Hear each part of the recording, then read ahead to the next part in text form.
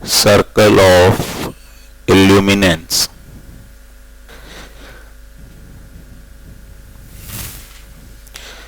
तो मान लो ये डेंसर मीडियम है, ठीक है, वाटर हो सकता है या कोई और मीडियम है डेंसर, और इसका रिफ्रैक्टिव इंडेक्स म्यू है, और बाहर एयर मान लेते हैं जिसका रिफ्रैक्टिव इंडेक्स है 1। यहां पे एक सोर्स रखा हुआ है लाइट का, ऐसे सोर्स ऑफ लाइट। तो सर्कल ऑफ इल्यूमिनेंस क्या होता है?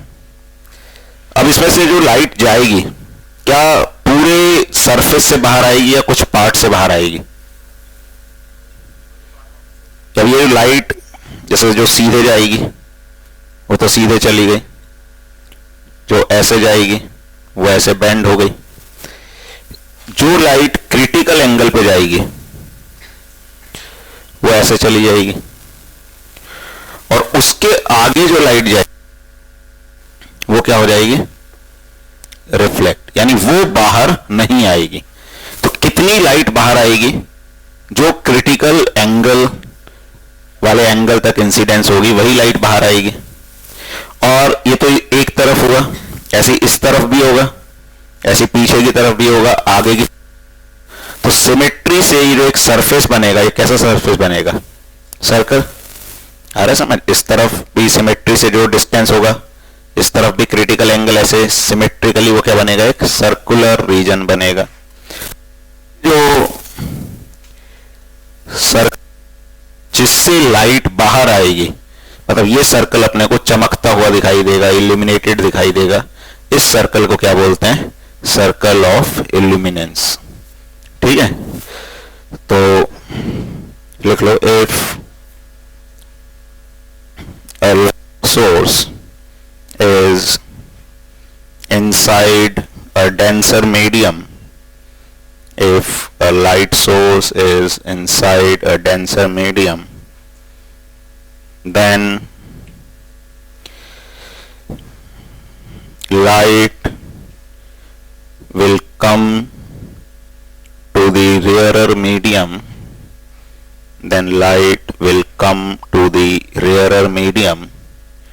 only from a circular part,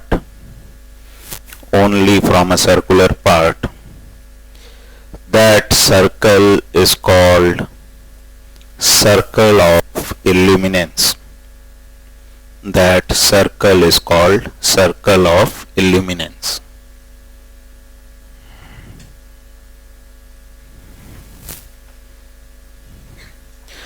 ठीक है, तो इसको सर्कल ऑफ इल्यूमिनेंस बोलते हैं। अब तुम्हारे लिए टास्क है, find radius of circle of illuminance. अपन को पता है, चल गया अब क्या होगा। तो रेडियस मतलब जब ये एंगल C होगा उस वक्त ये वाली डिस्टेंस कितनी होगी। तो थोड़ा सा फिजिक्स, थोड़ा सा मैथ्स यूज करो। C के बारे में हमें पता है, C क्या होता है, ठीक है। C निकाल सकते हो, किसकी टर्म में आएगा? म्यू की टर्म्स में। और फिर ये एक राइट एंगल ट्राइंगल होगा, ये C है तो ये वाला एंगल कितना होगा? ये भी C हो जाएगा। ये दो पैरेलल लाइंस हैं, ये ऑल्टरनेट इंटीरियर एंगल्स हो जाएंगे। तो ये C पता चल गया, तो ये वाली साइड और इस साइड में मतलब ये दे रखा है अपने को, इस ऑब्जेक्ट की जो डेप्थ है वो D है, and we have to find this radius. ठीक है, तो find radius of circle of illuminance. कोशिश करो। अच्छा इसमें आंसर जो है वो C की टर्म में नहीं देना है, D और म्यू की टर्म्स में देना है। ठीक है, तो C को भी किसकी टर्म में लिखना है? म्यू की टर्म्स में। तो आंसर देना है D एंड म्यू की टर्म्स में।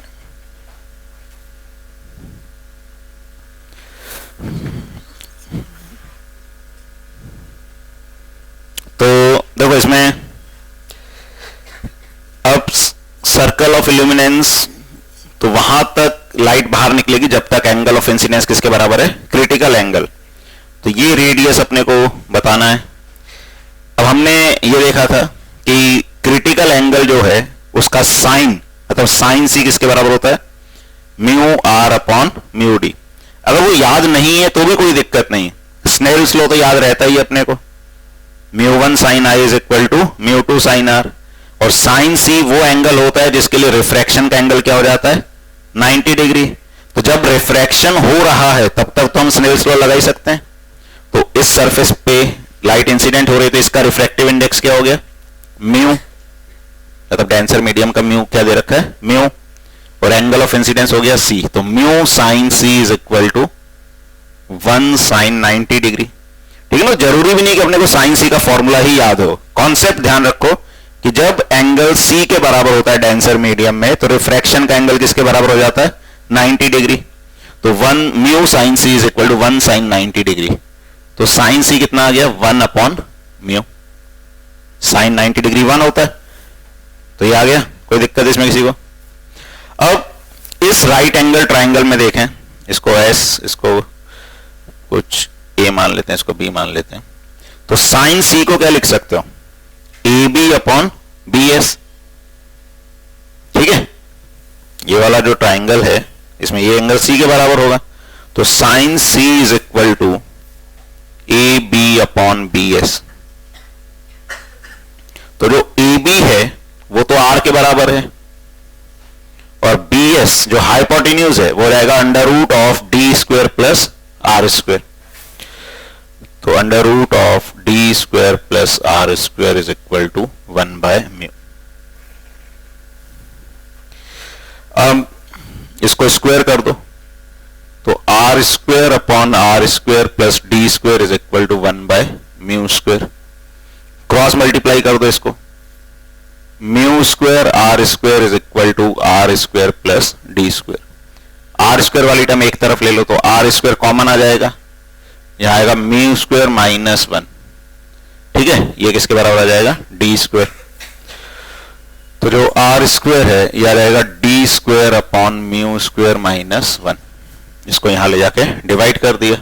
अब इसका अंडर रूट करने, तो R is equal to D upon under root mu square minus 1। ये रेडियस आएगा सर्कल ऑफ इल्यूमिनेंस का।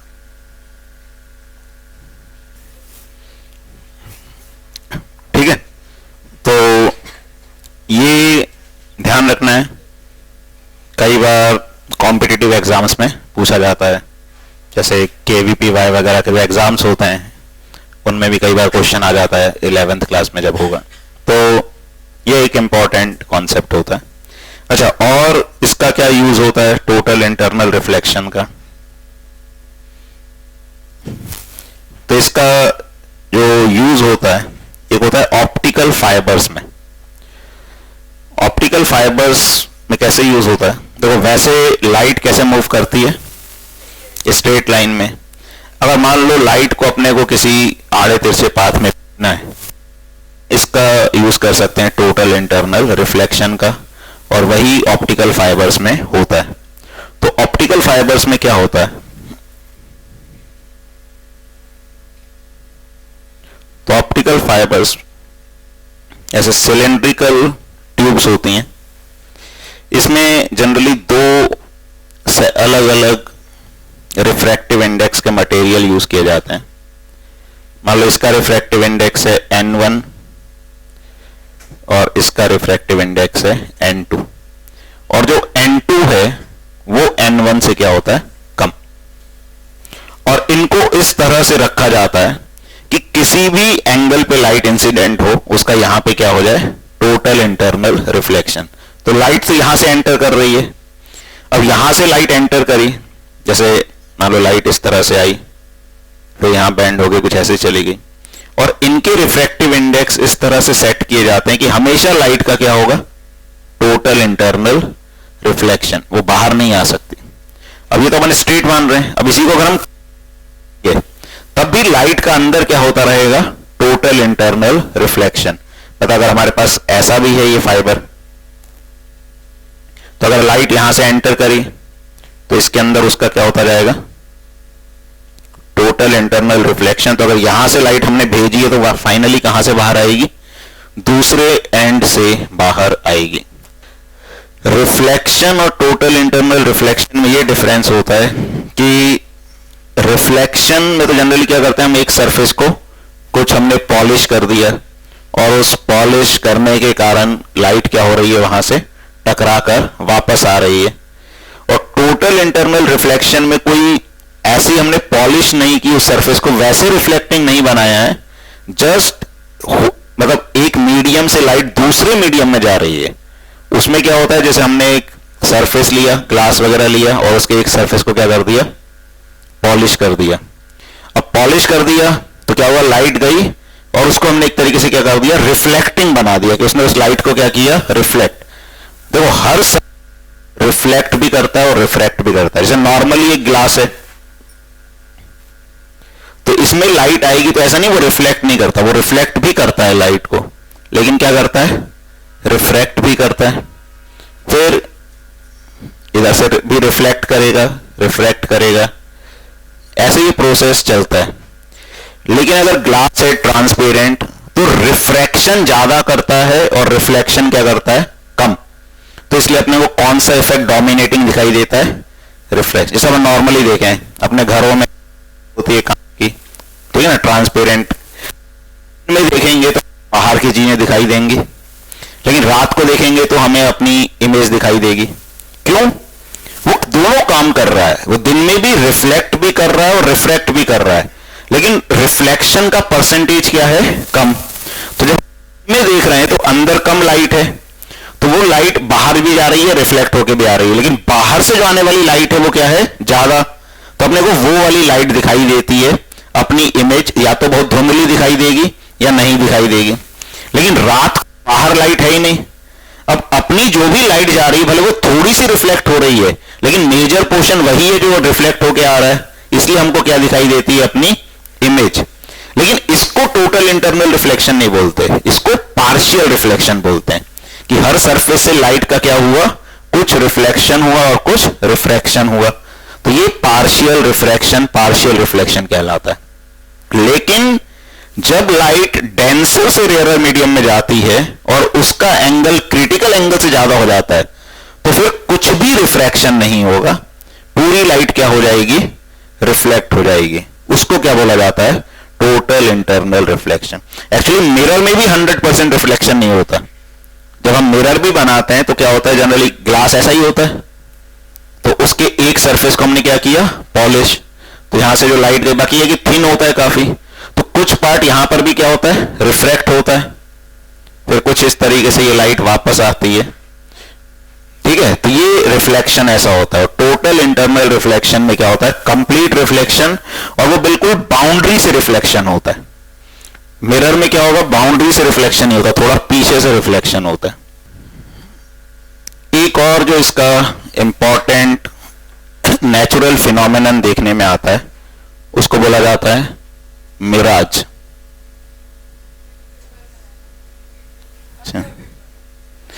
तो मिराज क्या होता है, मिराज का मतलब ही नहीं पता क्या होता है। हाँ देखो, एक्चुअली मिराज क्या होता है, जिसको तो मिराज होता है जब रेगिस्तान में, डेजर्ट वाले प्लेसेस में क्या होता है, हमको ऐसा लगता है कि पानी है। क्यों लगता है पानी, एक्चुअली अगर वहां पे कोई ऑब्जेक्ट है, कोई पेड़ है मान लो, वो हमको इन्वर्टेड दिखाई देता है। तो अगर कोई भी चीज इन्वर्टेड दिखाई दे रही है, उसकी इमेज बन रही है, तो हमें क्या लगेगा, वहां पे पानी है, क्योंकि पानी में जनरली चीजें कैसी दिखाई देती हैं, इन्वर्टेड। तो हमको इन्वर्टेड इमेज दिखाई देती है, हमको लगता है पानी है। हम पानी, डेजर्ट है तो पानी की ज्यादा तलाश रहती है वहां पे, तो पानी की खोज में आगे बढ़ते हैं। आगे बढ़ते हैं तो देखते हैं वहां पानी नहीं है, थोड़ा और आगे जाके पानी है, फिर थोड़ा और आगे जाते हैं तो देखते हैं वहां भी नहीं है, थोड़ा और आगे पानी है। तो ये जो फिनोमेनन है इसको क्या बोला जाता है, मिराज बोला जाता है। अब इसमें क्या होता है, तो ये मान लो सरफेस है डेजर्ट जो है उसमें, और यहां पे कोई भी, ठीक है, ऐसा मान लेते हैं पेड़ है। अब देखो जैसे काफी गर्मी पड़ती है डेजर्ट वाले प्लेसेस में, तो गर्मी के कारण क्या होता है, सरफेस तो काफी गर्म होता है और सरफेस के कांटेक्ट में जो हवा है वो ज्यादा गर्म होती है, और जैसे जैसे हम ऊपर जाते जाते हैं जो एयर है वो रिलेटिवली कम गर्म होती है। तो यहां पे ज्यादा गर्म हवा है, तो ज्यादा गर्म एक्चुअली क्या हो जाती है, जो गर्म हवा होने से उसकी डेंसिटी कम हो जाती है, तो डेंसिटी कम हो जाती है, उसका रिफ्रैक्टिव इंडेक्स भी क्या हो जाता है, कम। ठीक है, समझ आ रहा है?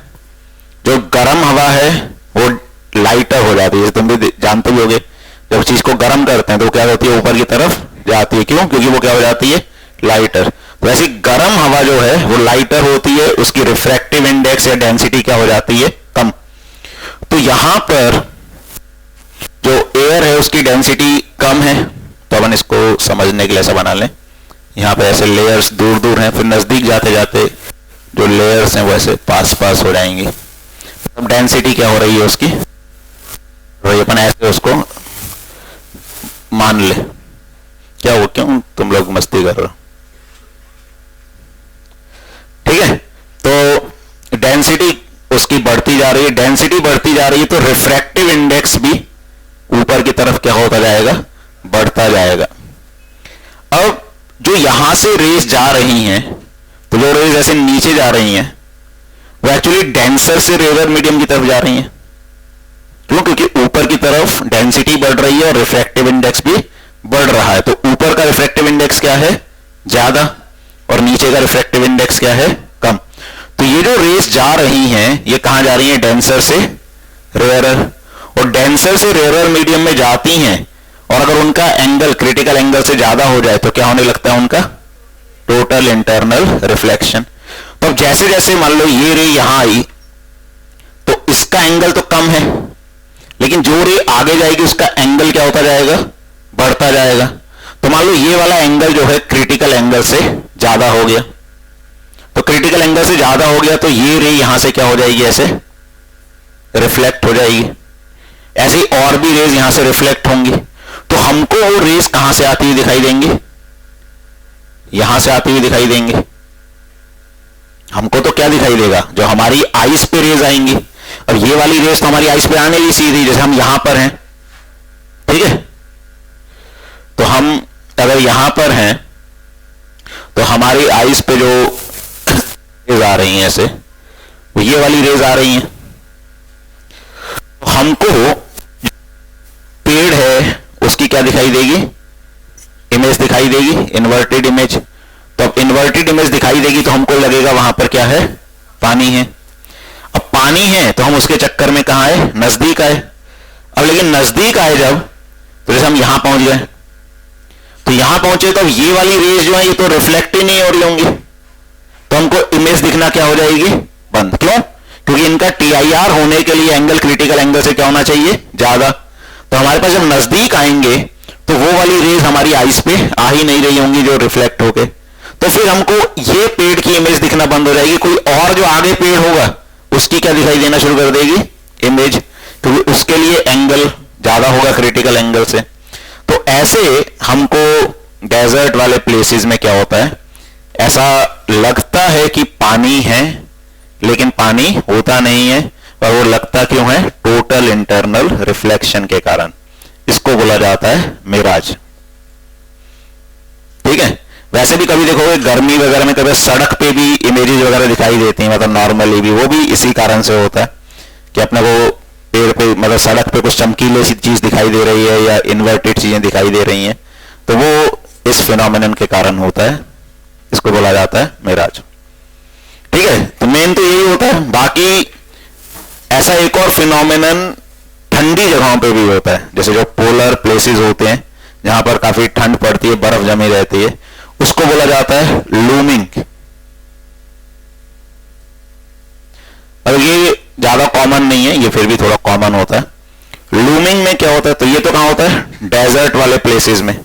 लूमिंग क्या होता है, जहां पे पोलर प्लेसेस, जहां पे खूब बर्फ वगैरह पड़ती है, तो वहां पे बर्फ पड़ी होने के कारण सरफेस के कांटेक्ट वाली हवा ज्यादा ठंडी होती है और ऊपर वाली हवा क्या होती है, कम ठंडी होती है।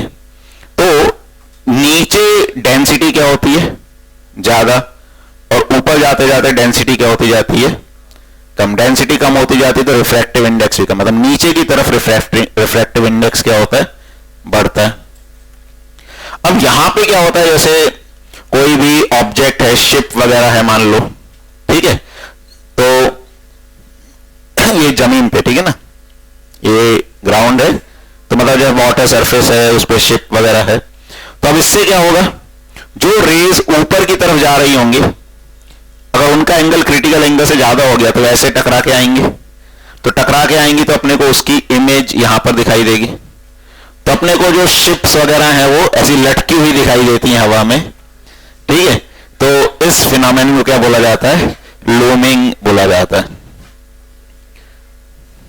ठीक है। तो ये ऑब्जेक्ट है और उसकी इमेज जो है हमें हवा में लटकती हुई दिखाई देती है, तो ये लूमिंग है। तो ये भी किसके कारण होता है? टोटल इंटरनल रिफ्लेक्शन के कारण। आ रहा है समझिए? तो टोटल इंटरनल रिफ्लेक्शन की अपने को इतनी जानकारी होनी चाहिए, ठीक है। तो आज इतना ही करते हैं।